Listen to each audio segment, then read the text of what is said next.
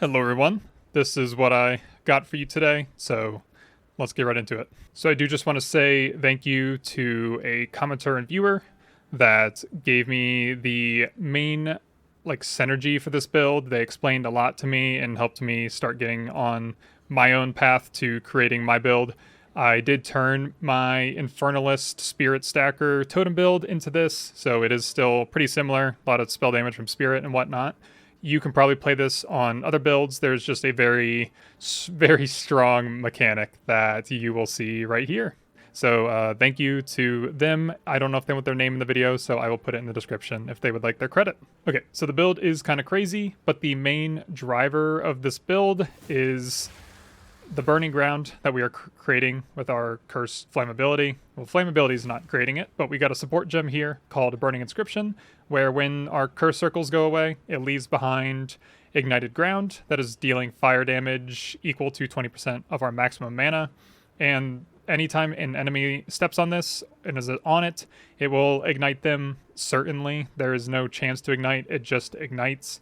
And so what we're doing with this, and where the broken interaction comes in, is I have Cast on Ignite, and attached to it I have Essence Drain.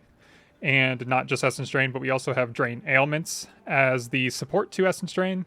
And this is making it so that we are taking away the Ignite from the enemy that is standing on the burning ground, and then they're getting immediately ignited.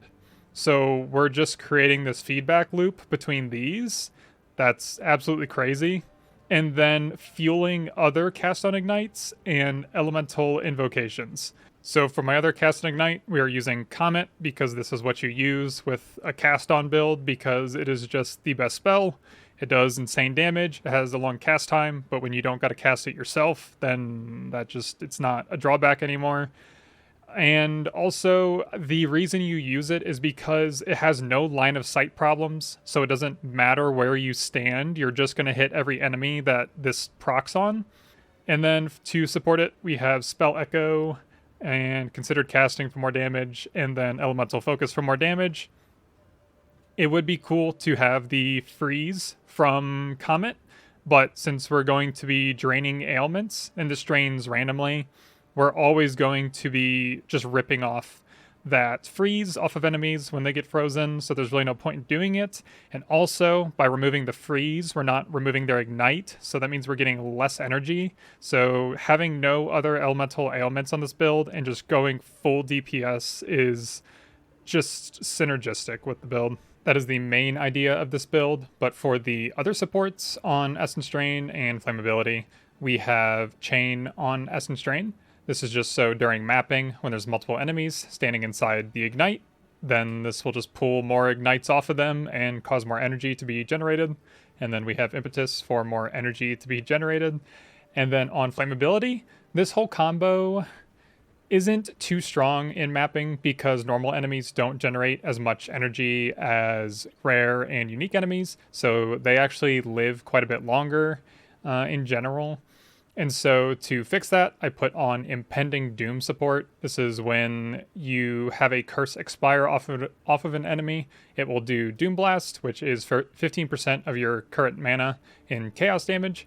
And then to make that work, we have to use Cursed Ground, and this will make it so the spell cascade will put down a Cursed Ground as the initial cast, but then the cascading spells will make it so that that first one cannot stay there, so it will make it expire. As you can see here, you'll see one go there, and then the other one will get rid of it, and then the last remaining one will still try and activate and stay there, but then when you cast another one, it'll stay there, and then when I cast another one, that one will blow up and make a bunch blow up, and I think you get it. Okay, so for the defense on this build, I will show you how this works. Let me build up some energy on my elemental invocations first. Okay, so they're all maxed out. So how this works is on our passive tree, you can see our defense here. We have Eldritch Battery and Mind Over Matter, so we're stacking mana for damage and defense. And the defense is not our hit pool per se, or our tankiness or evasion. It is just pure regen with this notable here. Invocated Efficiency, where we recover 3% of our mana when we invoke a spell, which means triggering it with these here. And you can see we have 3 of them. and they each have stored up 15 spells each, and you just saw how fast I built those up. So I'll show you what this looks like when I trigger them all. Okay, so I ran out my mana, and I'm just going to click all 3 of these at the same time. You can see how fast we gain it back, and we can just keep pianoing our keys to keep the regeneration going. When it's a very scary part of a map or there's a lot of enemies, it does become just pianoing the keys here. You can hold one of them down always, and this is how you kind of keep your normal mana regeneration going, but then you can't hold them all for some reason. Only one of them like actually continues to activate. So yeah, you can just hold down one while you cast your curses, and then click the other ones when you feel scared. That's basically what I do, and then I just start pianoing everything. So if I didn't say it before, but Elemental Invocation is being fed by our Ignite loop, because it's being fed by Freeze, Ignite, and Shock, but we're only doing Ignite. And this does get a lot of energy. You can give it quality to get more maximum energy.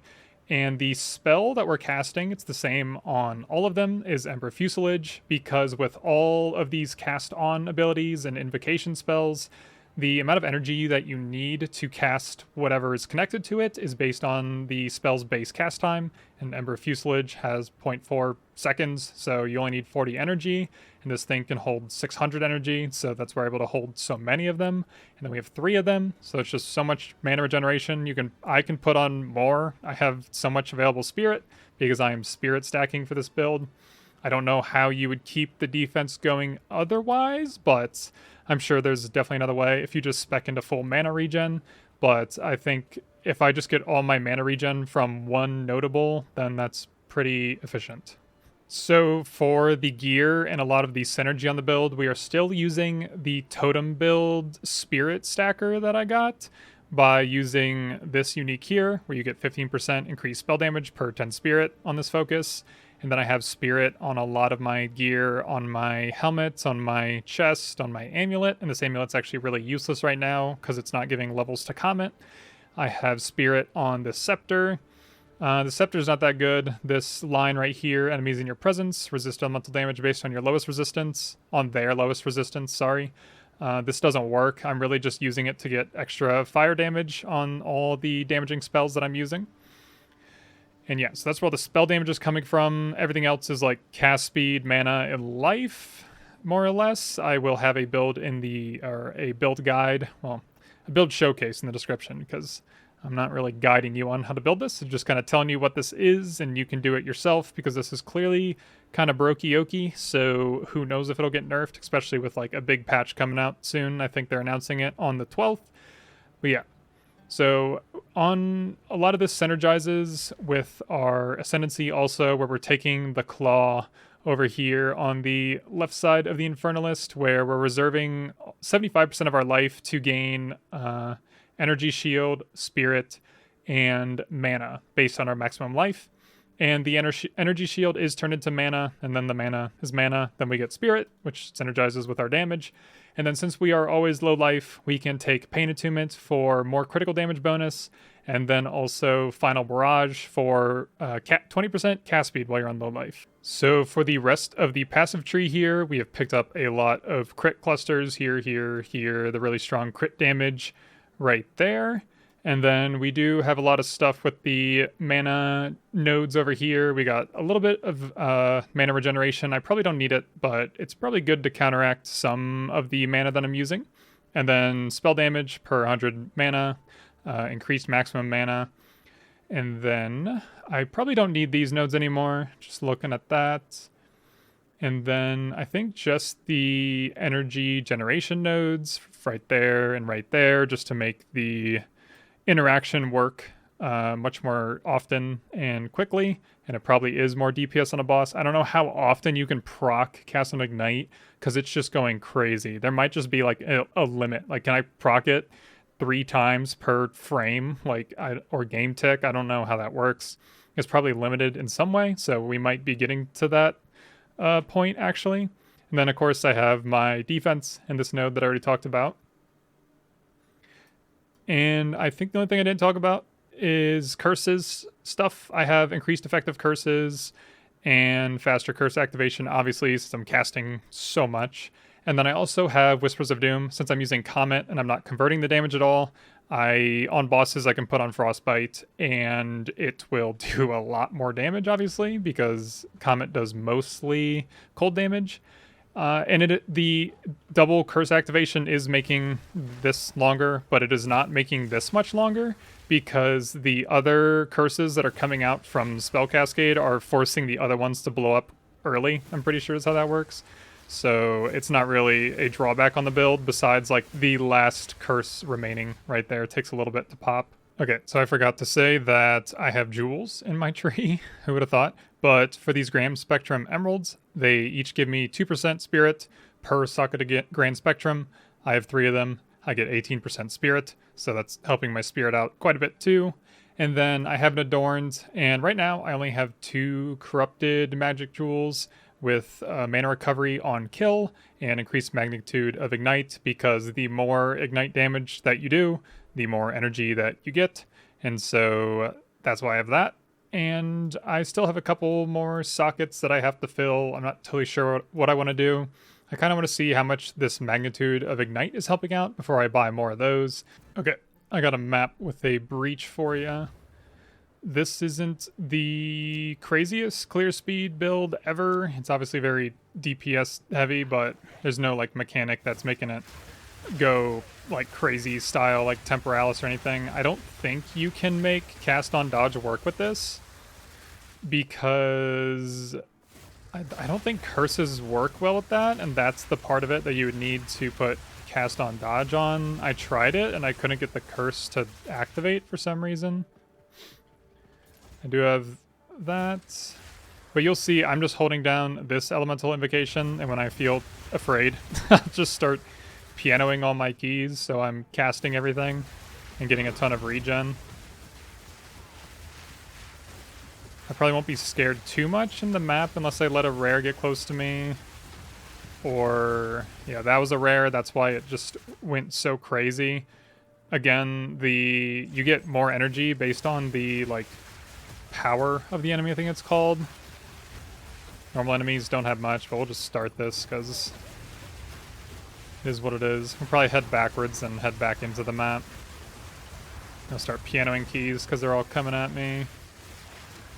Go back to just holding it down, but you'll see I just keep building back up the energy the second that I use them, and I can just sit here and piano them, and I'm getting so much energy while I just stand in the group of all them, and the comets are raining down, and they're getting ignited and impending doom. Grab this. Just a random rare. But I'll probably just piano through the whole breach, because there's no point in just walking up to a rare and dying by accident.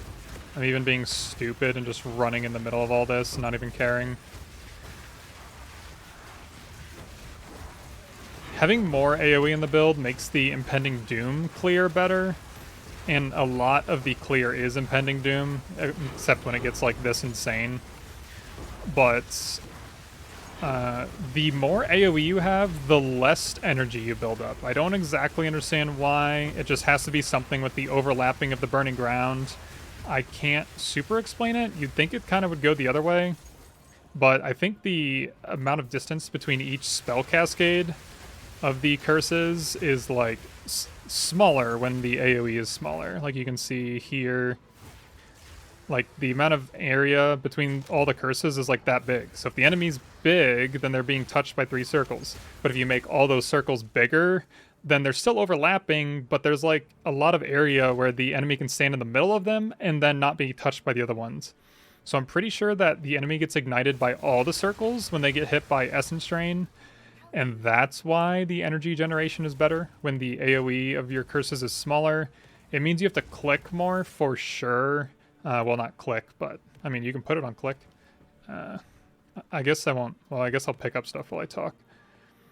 So you can definitely make the AoE bigger, and you will clear better with Impending Doom, because you'll just be hitting more enemies with Impending Doom. But your damage against rares and bosses is going to be worse. You can do like a weapon swap something that I was trying, but this just seems to work the best. Like, I don't really need to swap up my build at all right now. But yeah, I'm pretty happy with this. I will be taking it further until it gets its legs cut off by GGG and farming up as much as I can. And I'll probably improve it where I see fit. So thanks for watching, and if the build gets a lot further, I'll put out another video. If not, I'll be moving on to something else. So subscribe if you want to see that. Comment if you have any questions. And like if you liked this meta crazy comet dropping build.